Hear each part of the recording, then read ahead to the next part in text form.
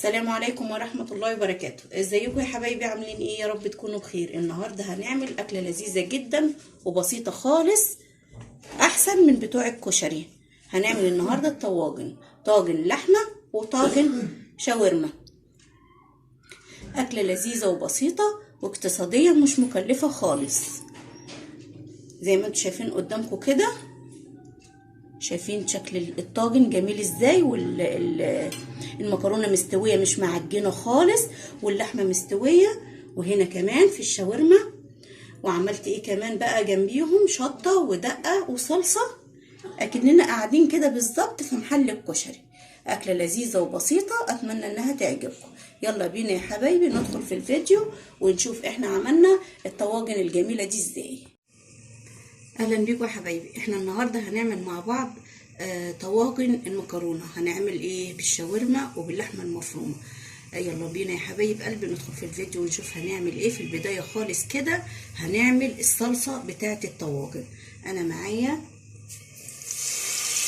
شويه من الزيت ومعلقه ثوم كبيره،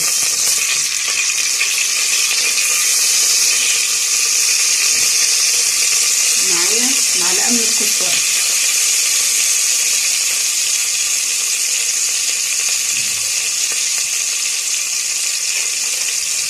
معلقه من الكمون،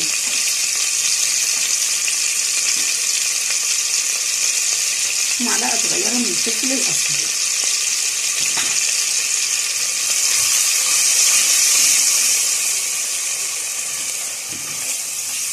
واقلب كده الثومه.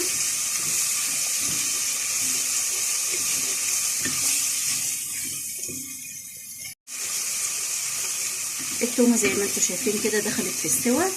معايا كيلو من الطماطم عصرته،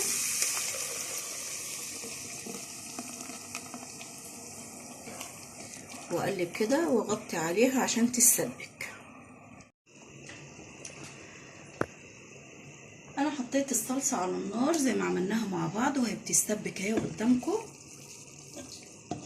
هنبدا بقى ايه؟ نعصج اللحمه. انا زي ما انا قلت لكم هنعمل طاجن بالفراخ وطاجن باللحمه. في البدايه كده معايا معلقه سمنه كبيره كده،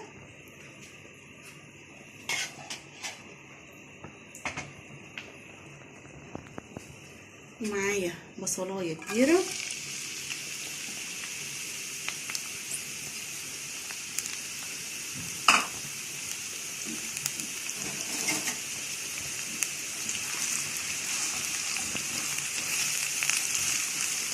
كده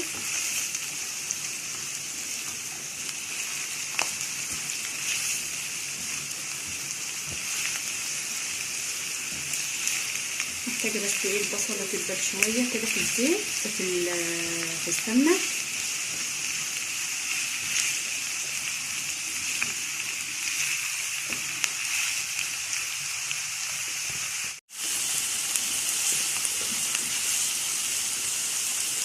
البصله كده ايه اتدبلت شويه كده في السمنه.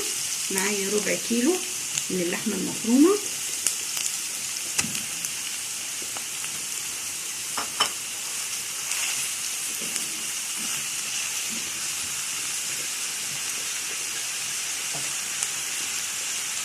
احط بقى ايه معلقه صغيره من الفلفل الاسود،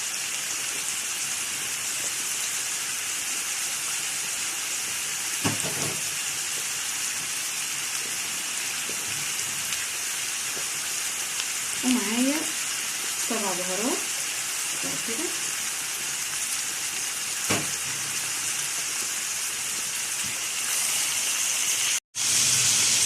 قلبت اللحمه مع البصل كده مع البهارات اللي حطيناها زي ما انتم شايفين كده. ومعايا فلفل مقطعاه، انا مش هحط كله، هحط شويه صغيرين.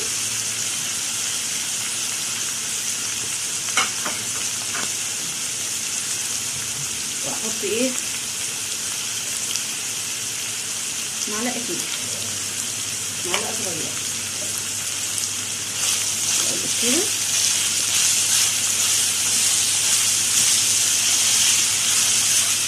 وكده اللحمه المفرومه اتعصبت كده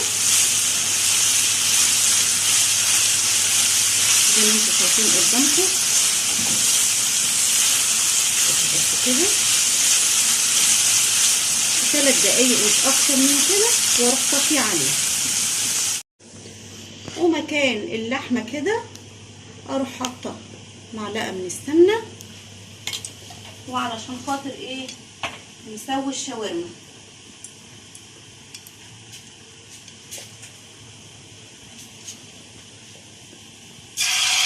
معايا برضو ربع كيلو كده من الشاورما وغسلاه ومنضفاه.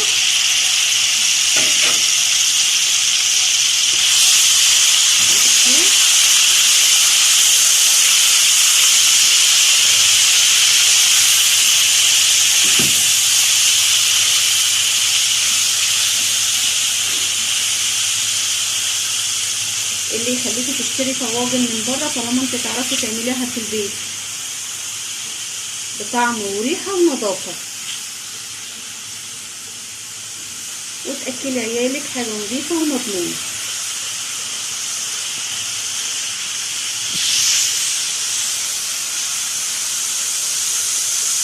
معايا بصلايه زي ما انتم شايفين كده، معايا بصلايه هنزل بيها كده على الشاورما.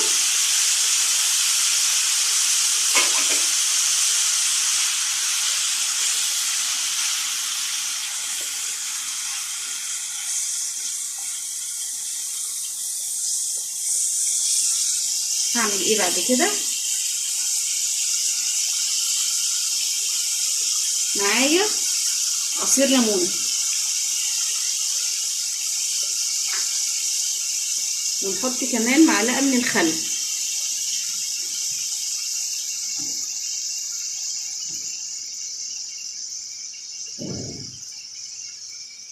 ومعايا معلقه من بهارات الشاورما، معلقه صغيره،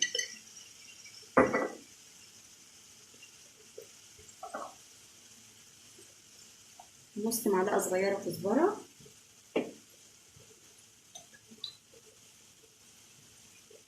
وربع معلقه فلفل اسمر،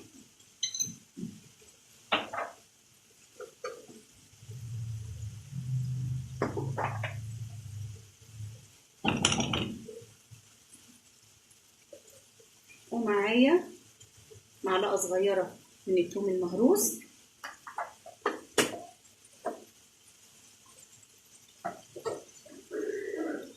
واقلب.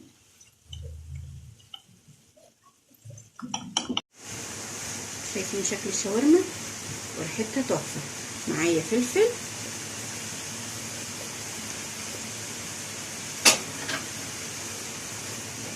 واقلب كده. اكله سهله وبسيطه وما بتاخدش اي وقت. ومعايا معلقه صغيره من الملح.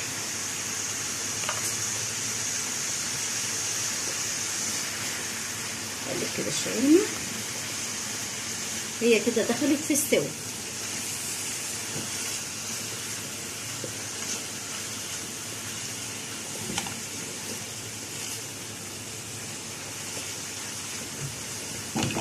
اغطي عليها 5 دقايق، اطفي عليها. يبقى انا كده عملت الصلصه وعصقت اللحمه وسويت الشاورما.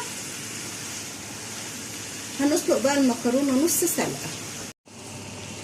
هنبدا بقى ايه نسلق المكرونه. انا حطيت ميه بتغلي قدامكم اهيت، وحطيت فيها شويه زيت وشويه ملح، ومعايا كيلو من المكرونه القلم.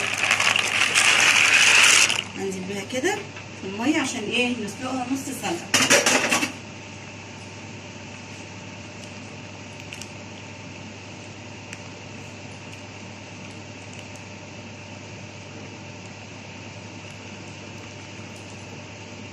هسلقها نص سلقه، يعني ايه لمده كده 4 دقايق. كل حاجه جهزت كده قدامكم زي ما انتم شايفين، ومعايا المكرونه كمان سلقتها نص سلقه زي ما انا قلت لكم، شطفتها وحطيت عليها شويه من الزيت عشان افلفلها زي ما انتم شايفين كده. هعمل ايه؟ هروح جايبه شويه من الصلصه كده، واروح بقى ايه مقلبه كده المكرونه في الصلصه. معايا الطواجن بتاعتي جاهزه.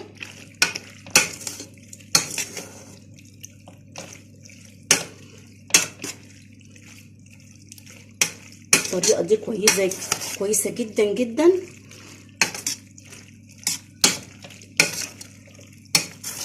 كده قلبت كده الصلصه والمكرونه مع بعض.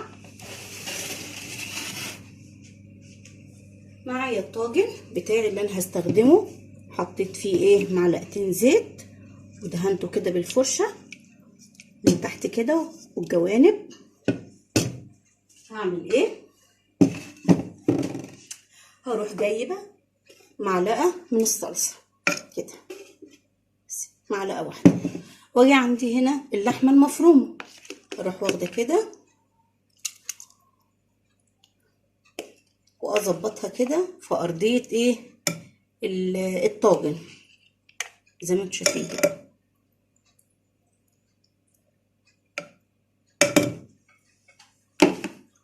واروح جايبه المكرونه حطاها كده،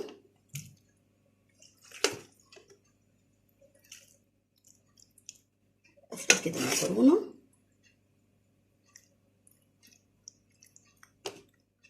تحفه تحفه، ريحه جميله جدا ان شاء الله، الطعم هيبقى حكايه. واجي بقى ايه اجيب معلقه كبيره كده من الصلصه واروح حطاها كده على وشها. عملنا كده اول طاجن، اجيب الطاجن الثاني. عملت طاجن لحمه مفرومه وطاجن ايه شاورما، برضو هندهنه كده بالزيت. واروح جايبه معلقه كبيره كده من الصلصه كده، ومعايا الشاورما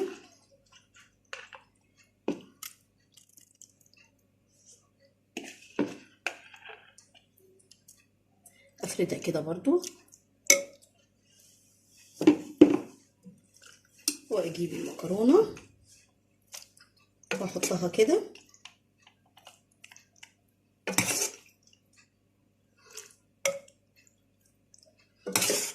اظبط كده المكرونه في الطاجن. انا عندي الطواجن بتاعتي حجمها كبير ومعايا كمان ايه طواجن حجمها صغير كده كده مناسب جدا على ايه الطاجن. ومعلقه كبيره من الصلصه واروح حطاها كده على وش الطاجن، واروح جايبه ايه ورق الفويل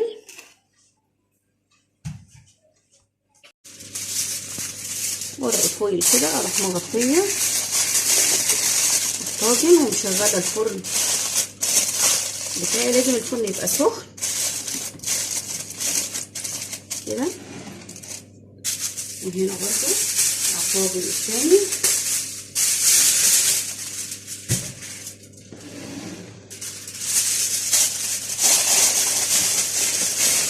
واحط بقى الطواجن، مش هحطها على الشبكه، لا هحطها في صاج الفرن وادخلها الفرن لمده ايه تلت ساعه، من ربع ساعه لتلت ساعه. المكرونه تستوي كده، هو كل حاجه مستويه بس ايه المكرونه تستوي كده مع اللحمه ومع الصلصه ويبقى طعمها ايه خطير. بعد التلت ساعه هرجع معاكم واوريكم احلى طواجن عملناها مع بعض النهارده. ايه رايكم كده بقى في شكل الطواجن؟ لسه مخرجاها من الفرن،